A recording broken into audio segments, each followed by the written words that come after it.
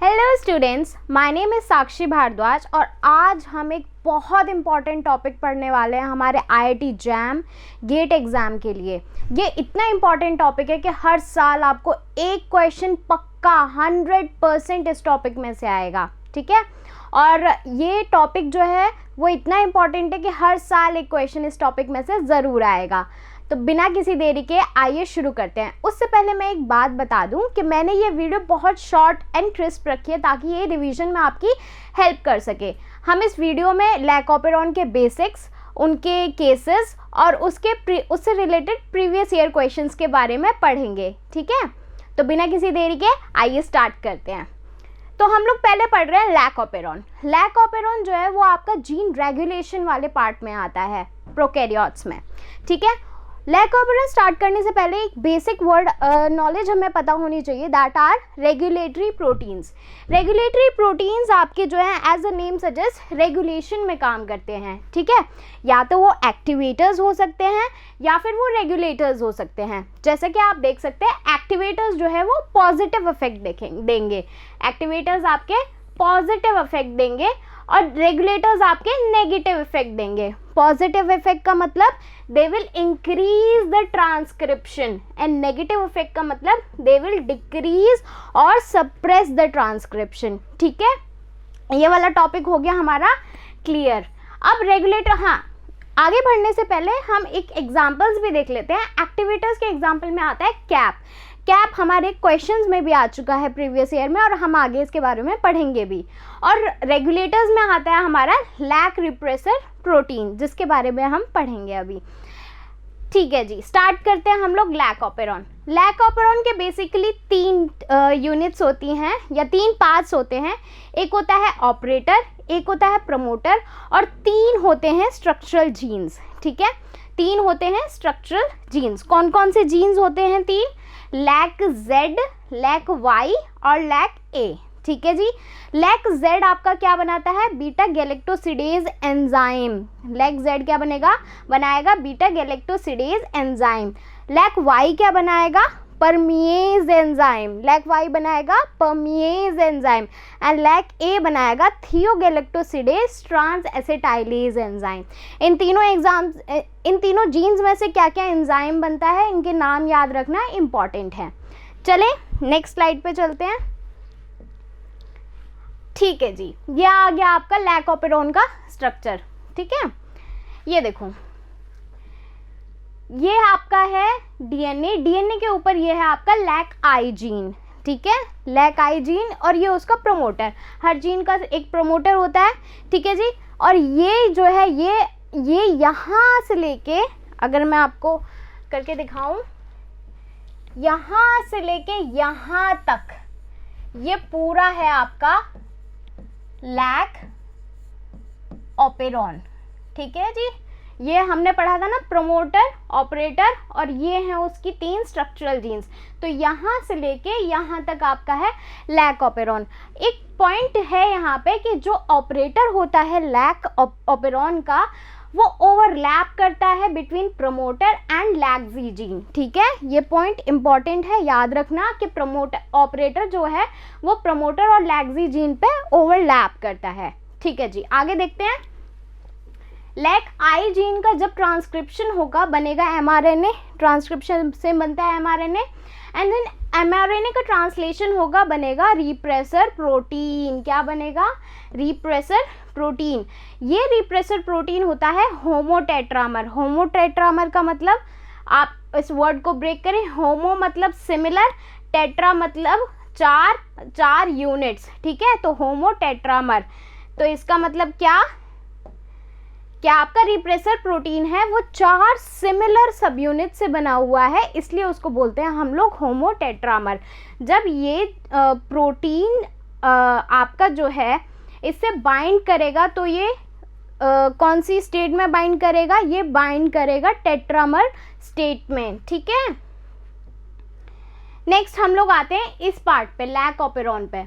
जब इन जीन्स का lac Z gene, lac Y gene, lac A gene, जब इनका ट्रांसक्रिप्शन होगा बनेगा mRNA। और कोई भी साधारण mRNA नहीं है ये है पॉलीसिस्ट्रॉनिक mRNA। तो पॉलीसिस्ट्रॉनिक mRNA क्या होता है? पॉलीसिस्ट्रॉनिक mRNA वो mRNA होता है जिसमें बहुत सारे कोडिंग सीक्वेंसेस होते हैं और वो बहुत सारे प्रोटीन्स को कोड करता है। जैसे हम यहाँ पे देख सकते हैं कि बीटा गैलेक्टोसिडेज, परमिएज और ट्रांस एसिटाइलेज तीनों ही एक mRNA से आ रहे हैं, तो उसको बोलते हैं हम लोग पॉलीसिस्ट्रॉनिक mRNA। अब जब इस पॉलीसिस्ट्रॉनिक mRNA का ट्रांसलेशन होगा तब हमें, जैसे हम कलर कोडिंग से देख सकते हैं, लैक जी जीन वाले पार्ट से मिलेगा beta galactosidase, lac Y gene वाले पार्ट से मिलेगा परमिएज एंड लैक ए वाले पार्ट से मिलेगा थियोगैलेक्टोसाइड ट्रांस एसिटाइलेज। ठीक है जी। फिर उसके बाद हम यहीं पे इनके फंक्शंस देख लेते हैं। बीटा गैलेक्टोसिडेज, जैसे नाम से पता चल रहा है एज लगा हुआ है, मतलब ये किसी न किसी चीज़ को तोड़ेगा, इसका जन्म हुआ है तोड़ने के लिए। ठीक है जी। तो बीटा गैलेक्टोसिडेज क्या करता है? जो आपका लैक्टोज होता है उसको तोड़ता है ग्लूकोज और गैलेक्टोज में। परमिएज के नाम से पता चल रहा है परमिट, परमिएबल, तो मतलब ये परमिट करेगा, एंट्री को अलाउ करवाएगा लैक्टोज की बाहर से सेल के अंदर। कौन सा सेल? ई कोलाई का सेल। ई कोलाई के सेल के अंदर एंट्री करवाएगा लैक्टोज की, और ये कहाँ जाके प्रेजेंट हो जाएगा? सेल मेम्ब्रेन के अंदर। ठीक है, कहाँ जाके प्रेजेंट हो जाएगा? सेल मेम्ब्रेन के अंदर। नेक्स्ट चलते हैं जी। लैक ए से आता है आपका थियोगैलेक्टोसाइड ट्रांस एसिटाइलेज। अब इनका क्या काम होता है? थियोगैलेक्टोसाइड ट्रांस एसिटाइलेज, नाम से पता चल रहा है ट्रांस एसिटाइलेज, ये भी कुछ ना कुछ तो हटाएगा।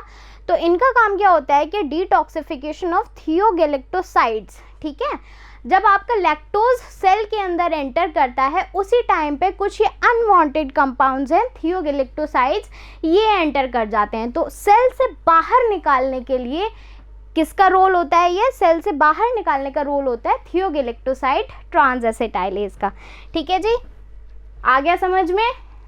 लैक आई जीन से बन रहा है रिप्रेसर प्रोटीन। ठीक है, लैक आई जीन से बन रहा है रिप्रेसर प्रोटीन। जेड से बन रहा है बीटा गैलेक्टोसिडेज, वाई से बन रहा है परमिएज, ए से बन रहा है थियोगैलेक्टोसाइड ट्रांस एसिटाइलेज। ये इंपॉर्टेंट है, एंजाइम्स कहाँ से कौन सी जीन से आ रहे हैं याद रखिएगा। नेक्स्ट हम लोग चलते हैं केसेस। फटाक से हम लोग केसेस देख लेते हैं। बेसिकली क्वेश्चंस, बहुत इंपॉर्टेंट क्वेश्चंस इस पार्ट से बनते हैं। मैंने ज़्यादा टाइम आपका वेस्ट ना हो इस वजह से पहले ही सारे केसेस बना के रखे हुए हैं। बहुत ईजी है बच्चों, बहुत ईजी है। लगता है डिफ़िकल्ट है लेकिन बहुत ईजी है सच में। आइए देखते हैं हम लोग केस नंबर 1 से। ठीक है, उससे पहले मैं आपको एक बात बता दूं, या फिर आप मेरे को बता सकते हैं कि बैक्टीरिया जो है वो शुगर्स यूज़ करता है अपनी एनर्जी ड्राइव करने के लिए। ठीक है, शुगर्स बैक्टीरिया यूज़ करता है अपनी एनर्जी ड्राइव करने के लिए। तो उसको आप या तो ग्लूकोज दे दो या लैक्टोज दे दो, वो यूज़ दोनों करेगा, लेकिन उसकी प्रायोरिटी क्या होती है? ग्लूकोज।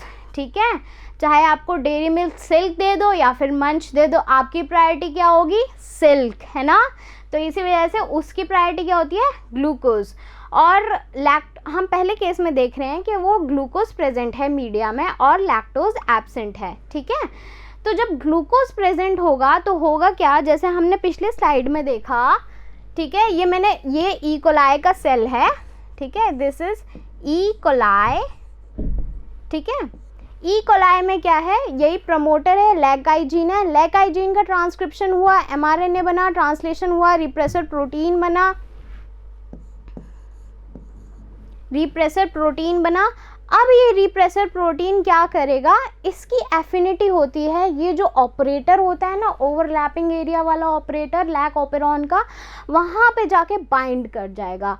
अब जब ये बाइंड कर जाएगा, देखो अगर ये बाइंड कर गया, अब यहाँ पे क्या हमारा आरएनए पॉलीमरेज आ पाएगा? उसको जगह मिल रही है? नहीं। तो आरएनए पॉलीमरेज की बाइंडिंग नहीं होगी। ठीक है, आरएनए पॉलीमरेज की बाइंडिंग नहीं होगी तो क्या ट्रांसक्रिप्शन हो पाएगा?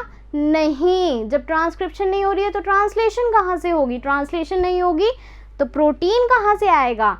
तो हम बोल सकते हैं कि कोई भी ट्रांसक्रिप्शन नहीं हो रही है, नो ट्रांसक्रिप्शन।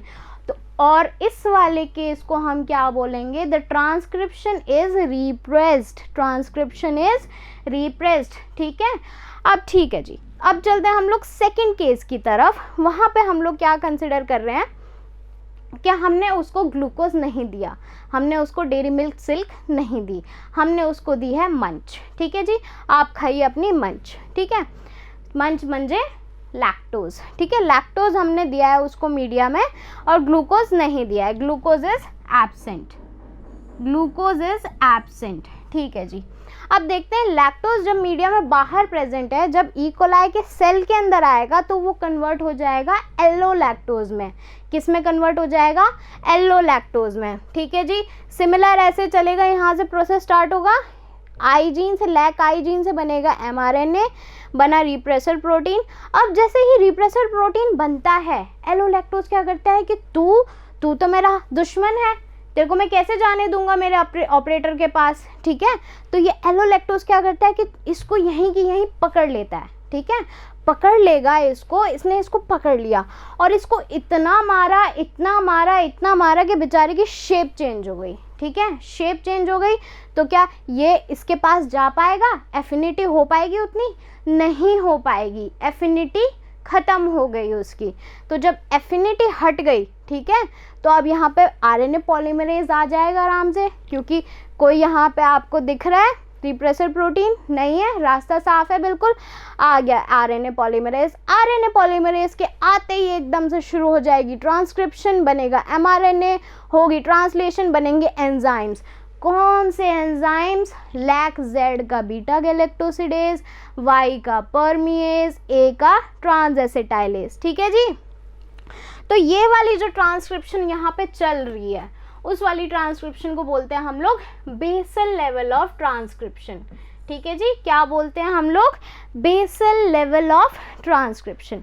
ठीक है जी, अब नेक्स्ट चलते हैं हम लोग थर्ड केस में कंसिडर करते हैं।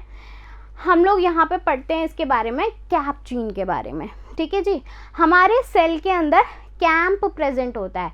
आपने हर सेल बायोलॉजी की सिग्नलिंग में पढ़ा होगा कैंप का कितना ज़्यादा इम्पॉर्टेंट रोल है सिग्नलिंग में। ठीक है, सेल के अंदर प्रेजेंट होता है कैंप। ठीक है जी, क्या होता है कि जब आपका ग्लूकोज एब्सेंट है और लैक्टोज प्रेजेंट है, मैं इसको अच्छे से लिख देती हूँ।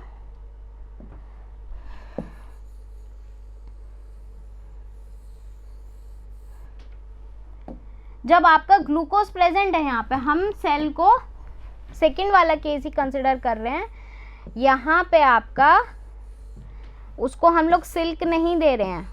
ठीक है, ग्लूकोज इज एब्सेंट। ठीक है, और लैक्टोज इज, ठीक है, मंच दे रहे हैं उसको, लैक्टोज इज प्रेजेंट। ठीक है, तो हमने देखा था कि जब लैक्टोज प्रेजेंट है ग्लूकोज एब्सेंट है तो क्या वहाँ पे बाइंडिंग हो पा रही थी रिप्रेसर प्रोटीन की? नहीं हो पा रही थी ना। ठीक है, बस हमने यहाँ पे इस कहानी में हमको एक और कड़ी ऐड करनी है, एक और पार्ट ऐड करना है, वो है हमारा कैप जीन। कैप जीन कहीं ना कहीं इसी डीएनए पे प्रेजेंट होता है। ठीक है, ये कैप जीन जो है ट्रांसक्रिप्शन ट्रांसलेशन करेगा, क्या बनाएगा?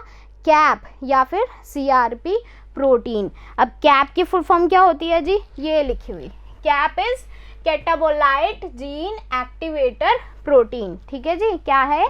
कैटाबोलाइट जीन एक्टिवेटर प्रोटीन। ठीक है, इसको हम लोग कैप भी बोलते हैं और सीआरपी भी बोलते हैं। आप इसके डायग्राम से देख पा रहे हैं कि मैंने इसको दो टुकड़ों में तोड़ा हुआ है, तो इसका मतलब क्या हो गया? ये क्या है? होमोडाइमर। ये क्या है? डाइमर। ठीक है, अब इस कैप की एफिनिटी होती है कैंप के लिए, एफिनिटी होगी तो दोनों की बाइंडिंग हो जाएगी जी। जब बाइंडिंग हुई तो इस कॉम्प्लेक्स की, that is CRP camp complex, इसकी एफिनिटी हो जाएगी कैप बाइंडिंग साइट के लिए। ठीक है। इस कॉम्प्लेक्स की एफिनिटी हो जाएगी कैप बाइंडिंग साइट के लिए, और जैसे ही ये यहाँ पे आएगा, जो आरएनए पॉलीमरेज हमारा यहाँ पे बाइंड किया हुआ था वो और ज़्यादा स्टेबलाइज हो जाएगा। क्या हो जाएगा? स्टेबलाइज हो जाएगा। जब इसकी स्टेबिलिटी हो गई यहाँ पर, तो क्या अब ये बिल्कुल भी हटेगा? नहीं हटेगा ना। एक से भले दो, दो से भले चार, ठीक है। तो अब यहाँ पे इसकी बाइंडिंग स्टेबलाइज हो गई, तो धड़ाधड़ पॉलीसिस्ट्रोनिक एमआरएनए बनेगा और धड़ाधड़ बनेंगे प्रोटीन्स जो कि हमारे एंजाइम्स हैं। और इसको हमने इसलिए यहाँ पे बोल दिया पॉजिटिव रेगुलेशन हो जाएगा अब यहाँ पे, ठीक है। पॉजिटिव रेगुलेशन यानी कि एक्टिवेटर, ठीक है, कि ये ट्रांसक्रिप्शन को बहुत ज़्यादा बढ़ा रहा है, बहुत ज़्यादा एंजाइम्स बना रहा है ये, ठीक है। तो इस वाले केस में हम लोग क्या बोलेंगे? There is above basal level of transcription.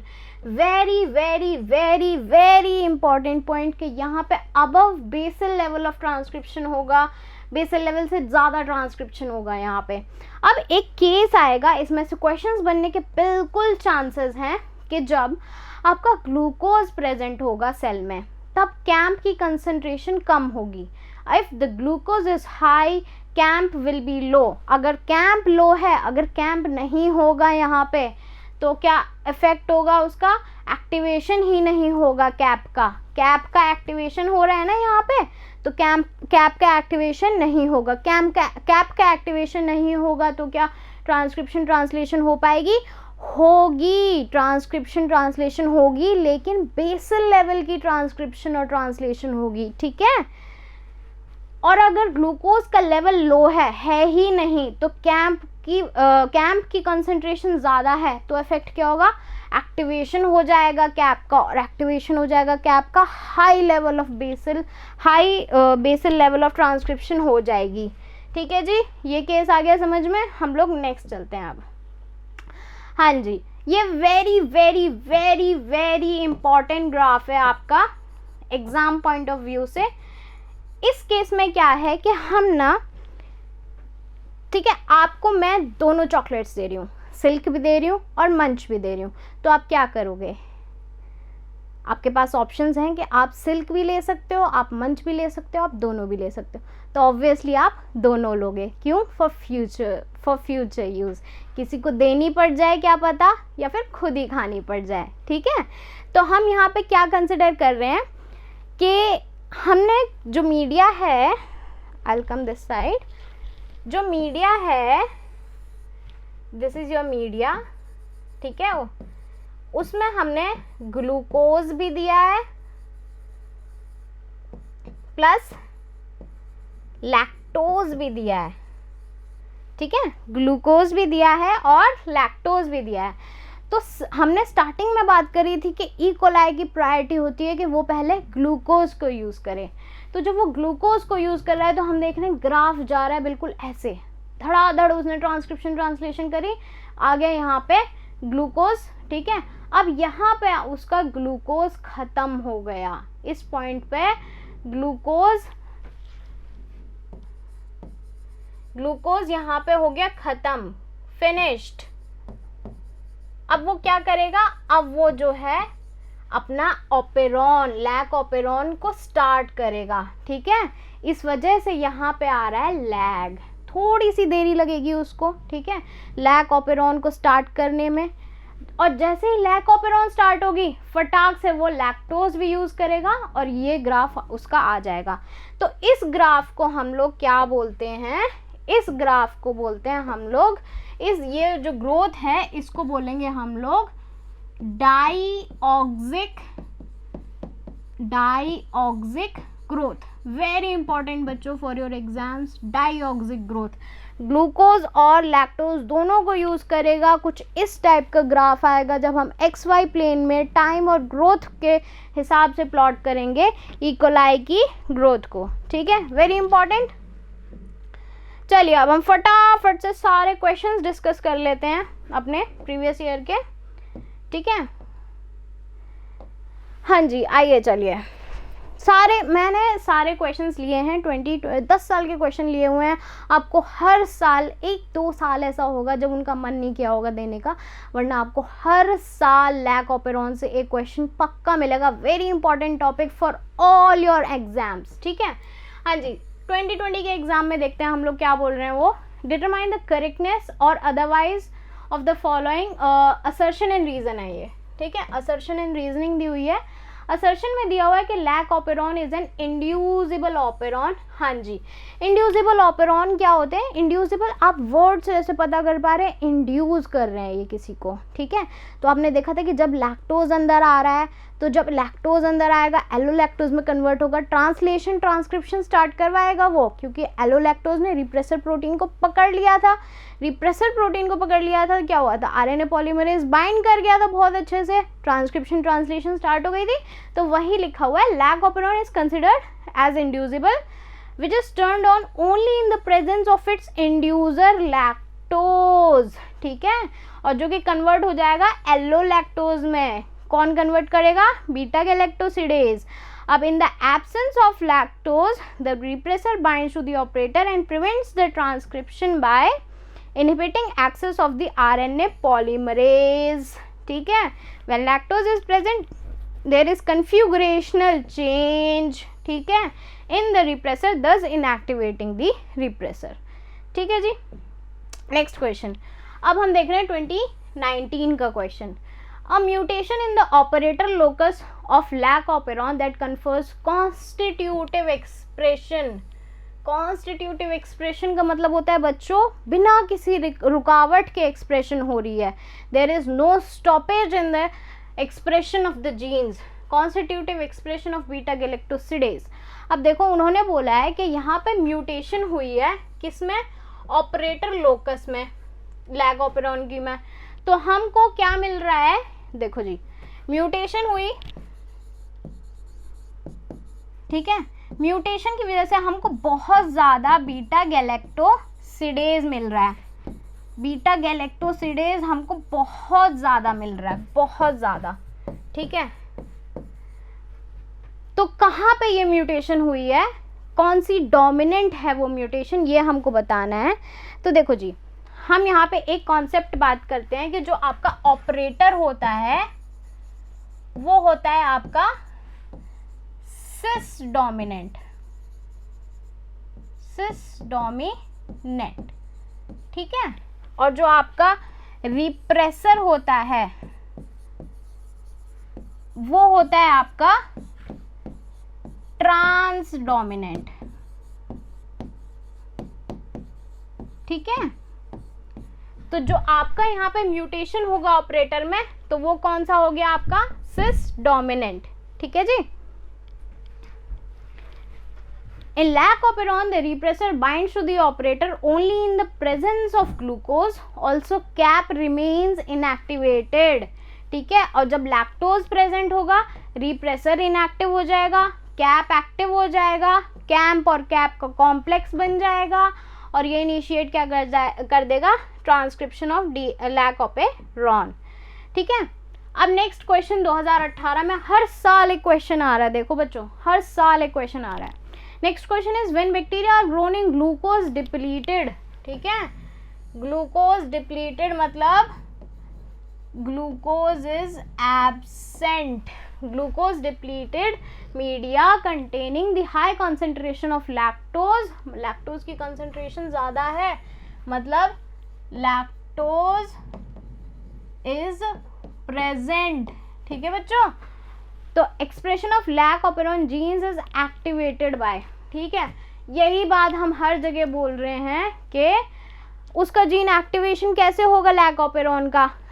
Cap camp complex बनेगा, कैप कैंप कॉम्प्लेक्स बनेगा, वो इनिशिएट करवाएगा ट्रांसक्रिप्शन को, ठीक है। तो वही होता है कि dissociation of the bound lac of repressor from the operator site and binding of the cap camp complex in the cap site, ठीक है बच्चों। ये लास्ट वाला केस है जो हमने पढ़ा था, कैंप वाला। Next question 2017, which of the following is are incorrect in the regulation of TRP operon. बच्चों अब यहाँ पे टीआरपी ऑपेरॉन की बात कर रहे हैं। जो लैक ऑपेरॉन होता है उसमें हम लोग क्या देखते हैं कि जब मैं लिखती हूँ कि जब लैक ऑपेरॉन में क्या होता है कि जब लैक्टोज आता है बाहर से, ठीक है, जब लैक्टोज बाहर से आएगा तो वो एल्लो लैक्टोज में कन्वर्ट होगा, एल्लो लैक्टोज में कन्वर्ट होगा, वो जाकर रिप्रेसर प्रोटीन पे बाइंड करेगा और ट्रांसक्रिप्शन और ट्रांसलेशन स्टार्ट होगी। ठीक है बच्चों, ये क्या पढ़ा था हमने, दिस इज इंड्यूसेबल, क्योंकि लैक्टोज जो है वो इंड्यूस करा रहा है आपका ट्रांसक्रिप्शन को। ठीक है, ये इंड्यूसेबल है क्योंकि लैक्टोज इंड्यूस करा रहा है आपका ट्रांसलेशन को, ट्रांसक्रिप्शन ट्रांसलेशन को।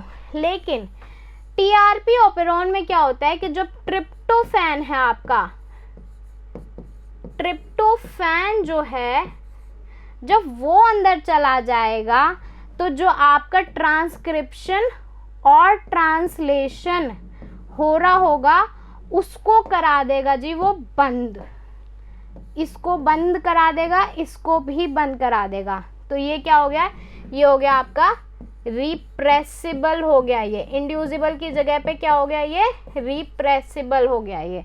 ठीक है जी, ऑप्शन देख लेते हैं हम लोग अब। It is an example of negatively controlled, it is an example of, हमको इनकरेक्ट बताना है। ठीक है जी, it is an example of negatively controlled repressible operon, repressible है तो इसका मतलब स्टेटमेंट ठीक है। Amino acid TRP inactivates the repressor, नहीं जी, वो रिप्रेसर को एक्टिवेट करेगा तभी तो रिप्रेस हो पाएगा। अमीनो एसिड टीआरपी इंड्यूस नहीं करता है, वो रिप्रेस कर देता है। तो हमारा आंसर हो गया बी एंड सी। ठीक है, ये एमएसक्यू वाला क्वेश्चन था, मल्टीपल ही सेलेक्ट करने थे हमको। नेक्स्ट चलते हैं हम लोग। 14 का क्वेश्चन है, the lac repressor is produced from a stretch of DNA. Lac repressor, lac repressor देखो जी, लैक आई जीन बना रहा था आपका रिप्रेसर प्रोटीन, रिप्रेसर प्रोटीन हमने स्लाइड फर्स्ट में पढ़ी थी, किसका एग्जांपल था आपका, रेगुलेटर का। बेटा सब मैंने पढ़ा है सब, ठीक है, तो रेगुलेटर आपका आंसर हो जाएगा। ठीक है, बस आप ये स्लाइड्स देख लो, आपका कोई ना कोई क्वेश्चन पक्का बनेगा। नेक्स्ट आते हैं हम लोग, 2011 का क्वेश्चन है, और भी क्वेश्चन है क्या। The lac repressor binds its operator with a KD of this. ठीक है, लैक रिप्रेसर बाइंड कर रहा है ऑपरेटर से, ठीक है जी। In a strain of E coli the intracellular repressor concentration this induction of lac operon in the strain requires what। Induction के लिए हमेशा ही आपको लैक्टोज चाहिए। ठीक है, बिना किसी इसके देखे आप ये टिक कर सकते हो, because it requires lactose for induction. ठीक है, नेक्स्ट आते हैं, ये वही डायग्राम है जो मैंने आपको स्टार्टिंग में सेकंड स्लाइड में दिखाया था। ठीक है, 2013 का क्वेश्चन है कि which following is a schematic diagram of the lac operon.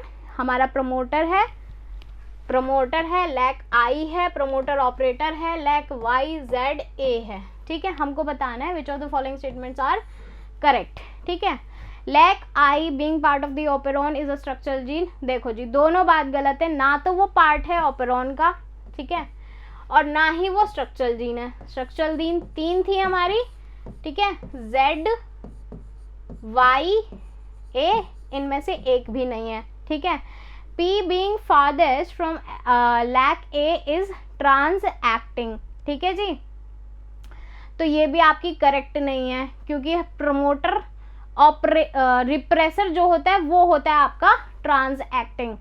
Lack Z structural gene है, it codes for an enzyme, सही बात है बिल्कुल। लैक आई सिस एक्टिंग, हमने बोला ट्रांस एक्टिंग होता है ये, but the protein encoded by it is trans acting, ऐसा कुछ नहीं है, वो होता ही ट्रांस एक्टिंग है।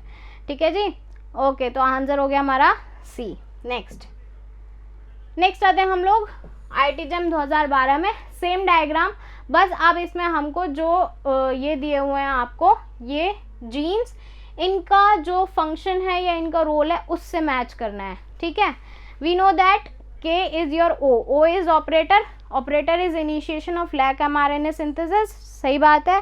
RNA पॉलीमरेज आगे बाइंड करेगा, इनिशिएट करेगा। प्रमोटर का काम बाइंडिंग कराना था, ठीक है, RNA पॉलीमरेज का। स्ट्रक्चरल जीन हमने पढ़े थे, 3 एंजाइम्स को निकाल रहे हैं, सिंथेसाइज करा रहे हैं, गैलेक्टोसिडेज, परमिएज। यहाँ पे स्ट्रक्चरल जीन वाई है, वाई परमिएज के लिए था, तो आपका परमिएज आ गया।